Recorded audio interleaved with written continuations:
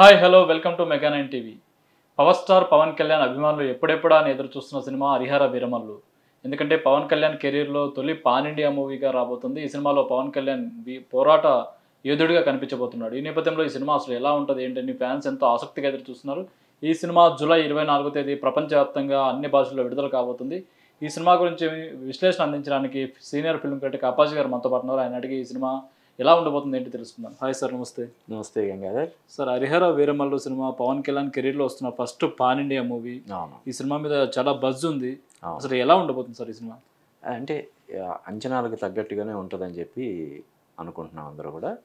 పర్టికులర్గా ఈ censor report వచ్చిన తర్వాత ఇంకా పాజిటివ్, అంటే ట్రైలర్తో వచ్చిన పాజిటివ్ రిపోర్టు ఈ సెన్సార్ రిపోర్ట్ అని చెప్పి బాగా స్ప్రెడ్ అయ్యి ఈ సినిమా కోసం ఇంకా ఆసక్తిగా ఎదురు చూసేటట్టు చేస్తుంది.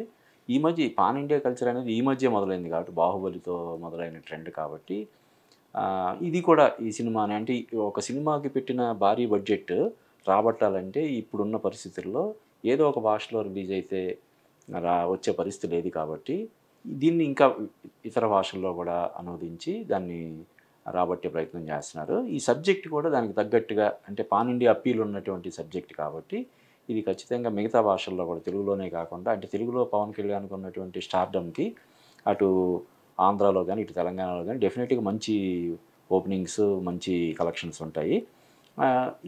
ఈ సబ్జెక్ట్ని బట్టి ఇటు హిందీలో కానీ మిగతా భాషల్లో కూడా ఇది మంచి ఫీడ్బ్యాక్ వచ్చే అవకాశం ఉందని చెప్పి అందరూ ఎక్స్పెక్ట్ చేస్తున్నారు. పవన్ కళ్యాణ్ క్యారెక్టర్ డిజైనింగ్ విషయానికి వస్తే ఫస్ట్ కొన్ని రూమర్స్ వచ్చాయి. తెలంగాణ పోరాట యోధుడు పండగ సాయన్న కథను తీసుకొని చేస్తున్నారు, పండగ సాయన్న కథని ఏదోలాగా వాళ్ళు కల్పితాలు జోడించి దాన్ని చెడగొట్టేలాగా చేస్తున్నారని కొన్ని రూమర్స్ కూడా వచ్చాయి. కానీ అది కాదు, హరిహర వీరమల్లు అంటే శివుడు విష్ణువు వీళ్ళ అవతారాలతో వీరమల్లు క్యారెక్టర్ డిజైన్ చేసామని డైరెక్టర్ ప్రెస్ నోట్ రిలీజ్ చేశారు. అది ఏం చెప్తారు సార్, ఆ క్యారెక్టర్ ఎలా ఉండబోతుంది అసలు? అదే, అంటే చరిత్రను వక్రీకరించి చేసే ప్రయత్నం అయితే చెయ్యరు. పైగా దీనికి ఇది మన జ్యోతికృష్ణకు ముందు దీనికి వర్క్ చేసినటువంటి డైరెక్టర్ క్రిష్. ఆయన ఈ తరహా సినిమాలు రూపొందించడంలో అక్కడ మణికర్ణిక కానీ, ఇక్కడ బాలకృష్ణతో తీసినటువంటి గౌతమిపుత్ర శాతకర్ణి కానీ, ఇలాగా ఆ జోనర్లో సినిమాలు తీయడంలో క్రిష్ సిద్ధహస్తుడు. ఈ సినిమాని కూడా దాదాపుగా ఒక 3 వంతులు ఆయనే తీశాడు. తర్వాత అంటే ఈ ప్రాజెక్ట్ మరీ డిలే అవుతుండడం వల్ల ఆయన ఇంకా నెక్స్ట్ ప్రాజెక్ట్ చేసుకోవాలన్న ఉద్దేశంతో దీన్ని విడిచిపెట్టి ఆ ప్రాజెక్ట్లోకి వెళ్ళడం, తర్వాత జ్యోతికృష్ణ ఈ ప్రాజెక్ట్లోకి రావడం.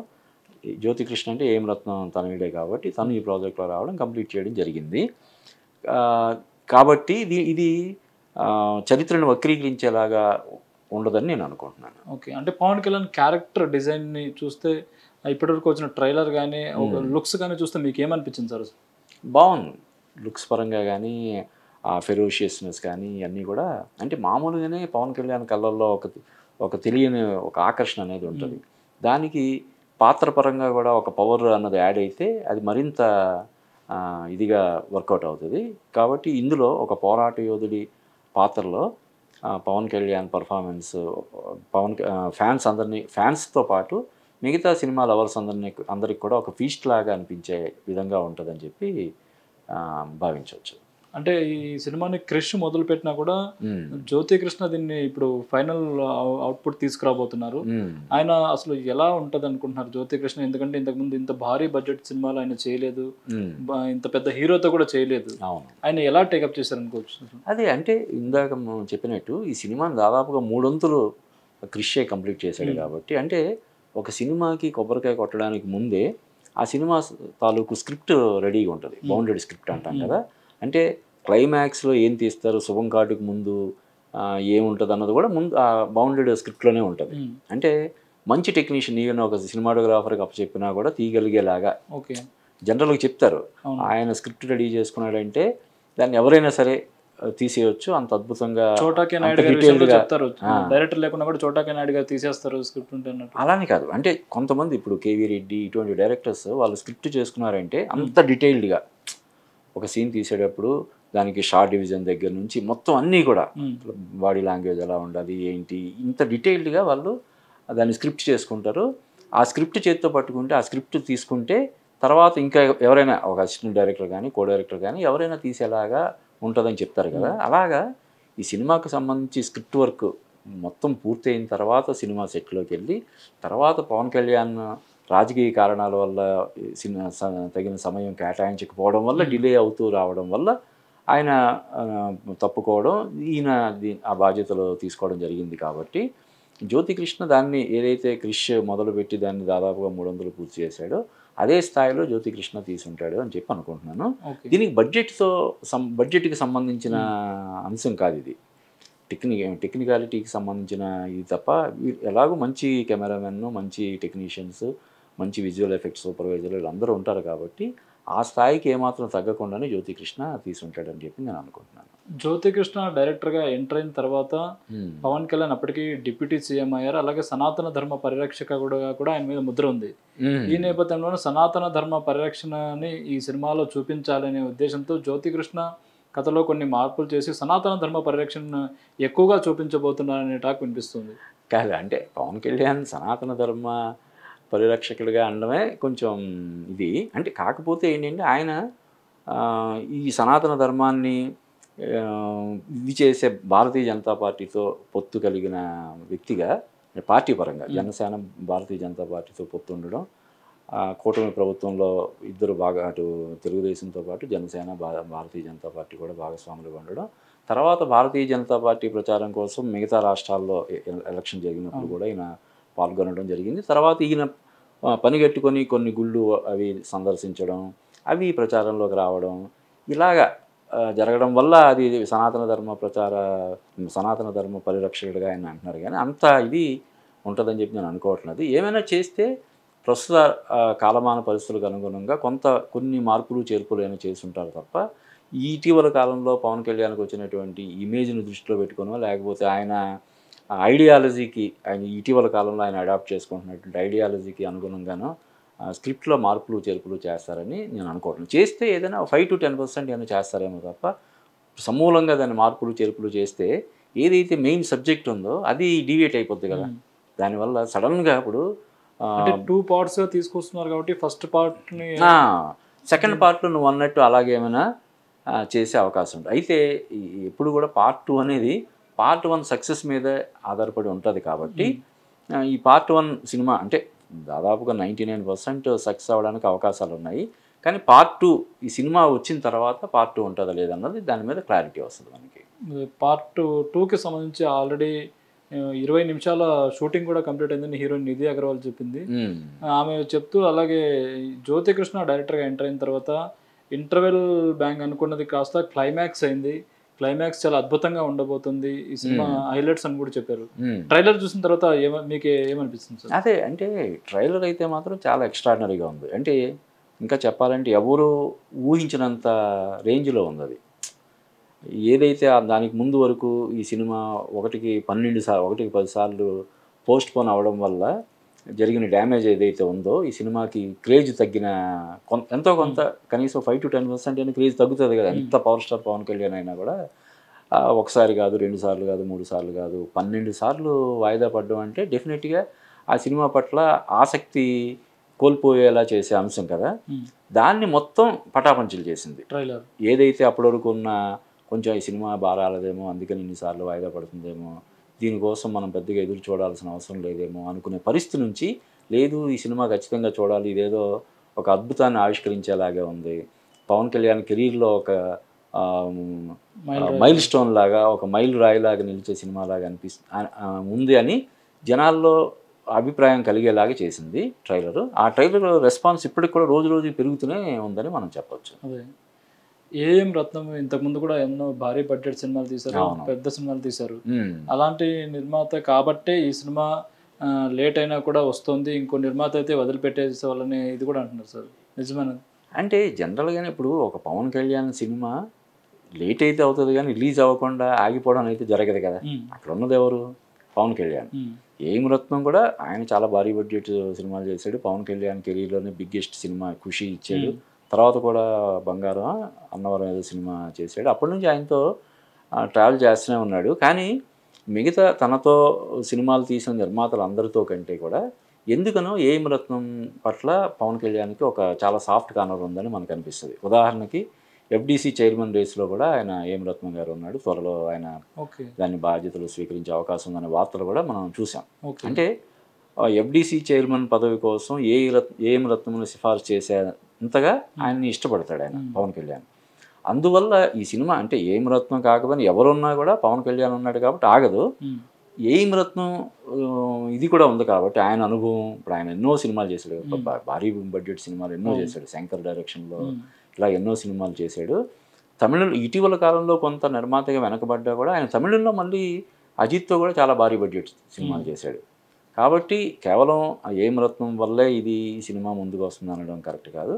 పవన్ కళ్యాణ్ ఇమేజ్ దానివల్ల, పైగా ఆయన డిప్యూటీ సీఎం అయిన తర్వాత వస్తున్నటువంటి మొదటి సినిమా కాబట్టి లేట్ అవ్వడం అనేది కొంత ఈ గ్రాఫిక్స్ కారణాల వల్ల లేకపోతే ఇంకో కారణాల వల్ల అయితే అయింది. కానీ ఖచ్చితంగా విడుదలవుతుంది అని ముందు నుంచి అందరికీ తెలుసు. లేట్ తప్ప ఏదో రోజు తప్పకుండా వస్తుంది అని చెప్పి అందరూ అనుకుంటున్నారు. అందరూ అనుకున్నట్టుగానే రేపు 24వ తారీఖున ప్రేక్షకుల ముందుకు వస్తుంది సినిమా. పవన్ కళ్యాణ్ నుంచి సినిమా వచ్చి దాదాపు 3 ఏళ్ళు దాటిపోయింది. ఈ పవన్ కళ్యాణ్ ఫ్యాన్స్ బాగా ఆకలిగా ఉన్నారు. ఈ నేపథ్యంలో ఇలాంటి టైంలో అసలు అజ్ఞాతవాసి వచ్చినా కూడా మేము హిట్ చేస్తామనేలాగా పవన్ కళ్యాణ్ ఫ్యాన్స్ ఉన్నారు. మరి ఎంతో భారీ కంటెంట్ ఉన్న హరిహర వీరమల్లు సినిమా వస్తున్న టైంలో అసలు పవన్ కళ్యాణ్ ఫ్యాన్స్ లో ఎలా ఉంటుంది సార్? అసలు కాల డెఫినెట్గా అంటే ఒక విందు భోజనం లాంటి సినిమాగా మనం చూడొచ్చు. అయితే గంగాధర్ ఇప్పుడు ఎప్పుడు కూడా ఫ్యాన్స్ వల్ల మొదటి రోజు లేదంటే 2 రోజు మాత్రమే థియేటర్లో నిండుతాయి తప్ప సినిమాలో కంటెంట్ని బట్టే ఆ సినిమా విజయం అనేది ఆధారపడి ఉంటుంది. సినిమా విజయాన్ని శాసించేవి కథాకథనాలే. అంటే ఈ అభిమానులు అనేది దానికి ఫస్ట్ ఓపెనింగ్ డే వసూళ్ళ వరకు ఇదవుతుంది తప్ప కేవలం ఫ్యాన్స్ వల్ల ఒక సినిమా హిట్ అవ్వడం కానీ ఇది అవ్వడం కానీ జరగదు. అయితే ఈ సినిమాకి ఇందాక చెప్పినట్టు గ్రాఫిక్స్ పనుల వల్ల డిలే జరగడాన్ని మినహాయిస్తే ఈ సినిమాకి సంబంధించి సాంగ్స్ కానీ, పవన్ కళ్యాణ్ పాడిన ఆ పాట కానీ, ట్రైలర్ కానీ అన్నీ పాజిటివ్గా ఉన్నాయి. అందువల్ల పవన్ కళ్యాణ్ ఫ్యాన్స్ అందరూ కూడా చాలా ఈగర్గా వెయిట్ చేస్తున్నారు సెలబ్రేట్ చేసుకోవడం కోసం. అంటే ముందే మనం బర్త్డేలు కానీ ఇది వచ్చినప్పుడు డ్రెస్ కుట్టించుకోవడం, ముందు రోజే కేక్ ఆర్డర్ ఇవ్వడం అన్నీ చేస్తారు కదా. అలాగా వాళ్ళు సెలబ్రేట్ చేసుకోవడం కోసం రెడీగా ఉన్నారు. 24వ తారీఖున సెలబ్రేషన్స్ మొదలవుతాయని మనం ఆశిద్దాం. అంటే హరిహర వీరమల్లు ప్రమోషన్స్ ఎలా జరుగుతున్నాయి? ఎందుకంటే పవన్ కళ్యాణ్ గారు ఎక్కడ ప్రమోషన్స్లో ఇప్పటివరకు పాల్గొనలేదు. 21వ తేదీ హైదరాబాద్ శిల్పకళ వేదికలో ప్రీ రిలీజ్ ఈవెంట్ ఉంది. ఈ ఈవెంట్ను గ్రాండ్గా చేయాలని చూస్తున్నారు. ఈవెంట్ ఎలా జరిగే అవకాశం ఉంది? గెస్ట్లు ఎవరు వచ్చే అవకాశం ఉంది? అంటే ఇప్పుడు పవన్ కళ్యాణ్ పిలిస్తే ఎవరైనా వస్తారు కదా. సరే చిరంజీవి గారు ఎలాగో రమ్మంటే ఆయన జస్ట్ అన్నయ్య రావాలంటే ఆయన వచ్చేస్తాడు. ఇవి కాకుండా ఎవరిని రమ్మన్నా కూడా ఏఎం రత్నం గారు పిలిస్తేనే చాలామంది వస్తారు కదా, ఆయనకున్న నిర్మాతగా ఆయనకున్న స్టేచర్కి. ఇంకా పవన్ కళ్యాణ్ ఆయన ఎవరిని పిలిస్తారు, మహేష్ బాబు కావచ్చు, ఎన్టీఆర్ కావచ్చు, బాలకృష్ణ గారు కావచ్చు, ఎవరిని పిలిచినా వస్తారు. ఇక పవన్ కళ్యాణ్ ఆయన వస్తేనే సరిపోయేంత ఇమేజ్ ఉన్నది కాబట్టి మిగతా వాళ్ళు వచ్చినా రాకపోయినా కూడా అది గ్రాండ్ సక్సెస్ అవుతుంది. ఓన్లీ పవన్ కళ్యాణ్ వస్తేనే గ్రాండ్ సక్సెస్ అవుతుంది. ఇంకా ఎవరెవరిని వాళ్ళు పిలవాలనుకుంటున్నారు, పిలుద్దామా వద్దా, లేక పిలవడం వల్ల ఈ వచ్చే వాళ్ళకి ఏదైనా అసౌకర్యం కలగడం కానీ, లేదంటే జన సమీకరణ ఎక్కువ జరిగి మళ్ళీ లేనుకొని ఈ మధ్యకాలంలో మనం చూస్తున్నాం ఎక్కువ సమీకరణ జరగడం వల్ల కూడా కొన్ని ఇది జరుగుతుంది, అవాంఛనీయ సంఘటనలు జరుగుతున్నాయి. కాబట్టి దాని దృష్ట్యా ఎవరిని పిలవకుండా కట్టుదిట్టమైన భద్రత మధ్యలో ఓన్లీ పవన్ కళ్యాణ్, నిధి అగర్వాల్ ఇలా వాళ్ళు మాత్రమే అటెండ్ అవుతారు అన్నది మనం చూడాలి. ఓకే. ఈ పవన్ కళ్యాణ్ మీరు అన్నట్టు పవన్ కళ్యాణ్ ఒకరు వస్తే చాలు ఆయనే చీఫ్ గెస్ట్ లాగా ఉంటుందని అంటున్నారు. అసలు ఈ రిలీజ్ తర్వాత ఎలా ఉంటుంది సార్ ఈ సినిమా? ఎంత కలెక్షన్స్ చేయొచ్చు? అదే అంటే నాకు తెలిసి ఓపెనింగ్స్ మాత్రం డెఫినెట్గా ఇప్పటివరకు ఉన్న రికార్డ్స్ అన్నీ కూడా బ్రేక్ అవుతాయని చెప్పి మనం ఖచ్చితంగా చెప్పొచ్చు. ఆ తర్వాత ఎలా ఉంటాయనేది సినిమా డిసైడ్ చేస్తుంది. ఫస్ట్ డే మనకి మార్నింగ్ షో పడిన తర్వాత 3 గంటలకు 4 గంటలకు షో అంటున్నారు, బెనిఫిట్ షోస్.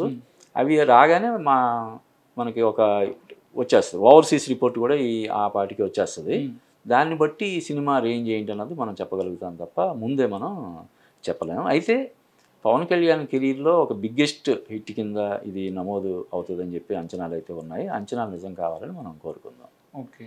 ఈ సినిమా ఫైనల్గా మాట్లాడుకుంటే ఈ సినిమా హైలైట్స్ ఏంటంటే ఏం చెప్పుకోవచ్చు? అంటే అదే 3 సంవత్సరాల తర్వాత పవన్ కళ్యాణ్ నుంచి వస్తున్న సినిమా, ఆయన డిప్యూటీ సీఎం అయిన తర్వాత వస్తున్న సినిమా, మొదటిసారి ఈ తరహా జోనర్లో ఆయన చేసినటువంటి సినిమా. ఇలా ఇన్ని ప్రత్యేకతలు ఉన్న సినిమాగా వస్తుంది కాబట్టి అందులో నువ్వు అన్నట్టు పాన్ ఇండియా సినిమాలాగా వస్తుంది. తెలుగులోనే కాకుండా అటు హిందీలో కూడా ప్రభావం చూపించే విధంగా ఈ సినిమాని తీర్చిదిద్దారని చెప్తున్నారు కాబట్టి చూడాలి. అంటే ఈ సినిమా ఏ విధమైనటువంటి ఇంపాక్ట్ ఉంటుంది అంటే ఇప్పుడు హీరోగా పవన్ కళ్యాణ్ ఆయన చూడని హైట్స్ కానీ ఆయన చూడని ఇది కానీ లేదు కాబట్టి పొలిటికల్గా ఆయనకి ఎంతవరకు మైలేజ్ తీసుకొస్తుంది అనే అంటే ఈ సినిమా పవన్ కళ్యాణ్ ఫ్యాన్స్ ఎంత ఈగర్గా వెయిట్ చేస్తున్నారో పవన్ కళ్యాణ్ని వ్యతిరేకించే వాళ్ళు లేదంటే వేరే వేరే కారణాల వల్ల పార్టీల పరంగా కావచ్చు లేకపోతే వేరే పరంగా కావచ్చు వర్గాల పరంగా కావచ్చు ఆయన్ని ద్వేషించే వాళ్ళు అని కూడా అలా వాళ్ళు కూడా ఈగర్గా వెయిట్ చేస్తుంటారు.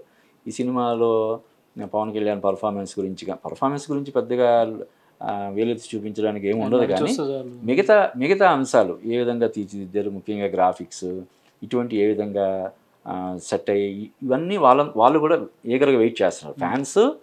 ఇటు వీళ్ళు కూడా అభిమానులు దురభిమానులు ఇద్దరు కూడా ఆసక్తిగా ఎదురు చూస్తున్నారు. అది అభిమానుల్ని మంచి అలరించేలాగా దురభిమానుల్ని డిసప్పాయింట్ చేసేలాగా ఉండాలని మనం కోరుకుందాం. మీరు అన్నట్టు దురభిమానులు చాలా ఎక్కువ అయ్యారు. ఇప్పటికీ ఈ సినిమా మీద నెగిటివ్ క్యాంపెయిన్ కూడా చేస్తున్నారు. అంటే అది రాజకీయ కారణాల వల్ల. అంటే కేవలం ఆయన సినిమాల్లోనే ఉండుంటే ఒక హీరోగా మాత్రమే ఉండుంటే దురభిమానులు అనేది అంటే ఈ స్థాయిలో ఉండరు. ఉన్న ఏదో కొంతమంది ఉంటారు, ఒక 1%. అంటే ఇప్పటికే చాలా మంది పుష్ప 2 రికార్డ్స్తో పోల్చుకుంటున్నారు. ట్రైలర్ అయితే ఆల్రెడీ పుష్ప 2 రికార్డ్స్ని బ్రేక్ చేసింది. కలెక్షన్స్ కూడా పుష్ప 2 రికార్డ్స్ని బ్రేక్ చేస్తాయని.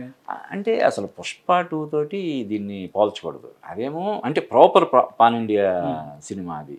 ఇది పాన్ ఇండియా అంటే హిందీలోనూ విడుదలవుతున్న సినిమాగా చూడాలి తప్ప పుష్ప 2 తోటి మనం కంపేర్ చేయకూడదు. దాని బడ్జెట్ కూడా పుష్ప 2 బడ్జెట్ ఎక్కడ, ఈ సినిమా బడ్జెట్ ఎక్కడ, కాబట్టి ఆ కంపారిజన్ అనేది చేయకూడదు. కానీ సినిమా బాగుండి అటు నార్త్ ఇండియన్ ఆడియన్స్ కూడా కనెక్ట్ అయితే అక్కడ కూడా ఒక 100 కోట్లు కలెక్ట్ చేసింది అనుకో ఆటోమేటిక్ మొత్తం ఈ ఈక్వేషన్స్ అన్నీ కూడా మారిపోతాయి. ఇప్పుడు కార్తికేయ సినిమా ఎవరు ఎక్స్పెక్ట్ చేయలేదు, అక్కడ ఎరగేసింది.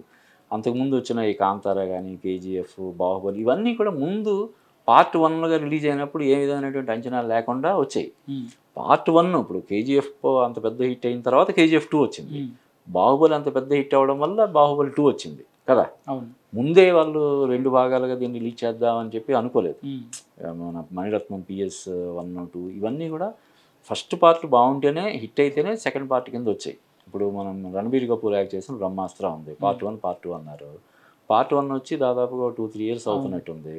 మరి ఎందుకు రాలేదు పార్ట్ 2 ఇప్పటివరకు? కనీసం దానికి సంబంధించిన వార్తలు కూడా ఎక్కడ వినిపించట్లేదు.